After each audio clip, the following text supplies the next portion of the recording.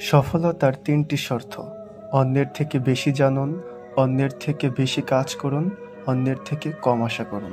যদি আপনি অনেক বড় সফলতা অর্জন করতে চান, তবে ব্যর্থ হওয়ার জন্য তৈরি হয়ে যান। যার জীবনে যত পরিবর্তন, যত সমস্যা আসবে, সে ততই সফল হবে, কারণ সকল সমস্যা তার জন্য একটি করে নতুন সুযোগ নিয়ে আসবে। ভীতুরা তাদের প্রকৃত মৃত্যুর আগেই বহুবার মরে, কিন্তু সাহসীরা জীবনে মাত্র একবারই মৃত্যুর স্বাদ গ্রহণ করে। রূপ দিয়ে তো সবাই নিজেকে সাজাতে পারে, যে গুণ আর চরিত্র দিয়ে নিজেকে সাজাতে পারে সেই তো আসল মানুষ। জীবন হলো পেন্সিলে আঁকা এক ছবির নাম, যা কোনো অংশই রাবার দিয়ে মুছে ফেলা যায় না। জীবনে একমাত্র সেই সুখী হতে পারে যে সমস্ত পরিস্থিতিতে নিজেকে মানিয়ে নিতে শিখে গেছে। আমি সঠিক সিদ্ধান্ত নেওয়ায় বিশ্বাস করি না, বরঞ্চ সিদ্ধান্ত নিয়ে আমি নিজেই সেটা সঠিক করে দেই।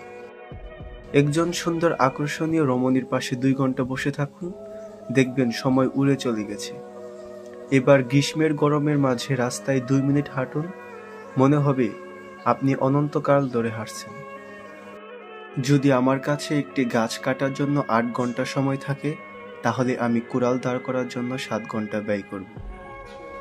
মানুষের উপরে রং দেখে তাকে ঘৃণা করো না, হয়তো তার কোনো একটি গুণ আছে যা কিনা স্বর্ণের চেয়েও দামি।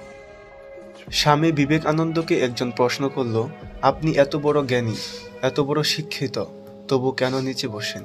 স্বামী বিবেকানন্দ হেসে খুব সুন্দর একটি জবাব দিয়েছেন।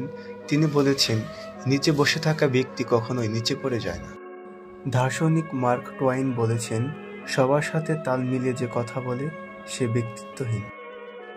হার মেনে নেওয়া আমাদের সবচেয়ে বড় দুর্বলতা। সফল হওয়ার সবচেয়ে ভালো উপায় হলো প্রতিবার হার মেনে নেওয়ার আগে আরেকবার চেষ্টা করা। রবীন্দ্রনাথ ঠাকুর বলেছেন, শিক্ষিত মানুষের অভাব নেই এই পৃথিবীতে, কিন্তু শিক্ষিত বিবেকের বড্ড অভাব। সমস্যা তোমাকে থামিয়ে দেওয়ার জন্য আসে না, সে আসে যাতে তুমি নতুন পথ খুঁজে পাও।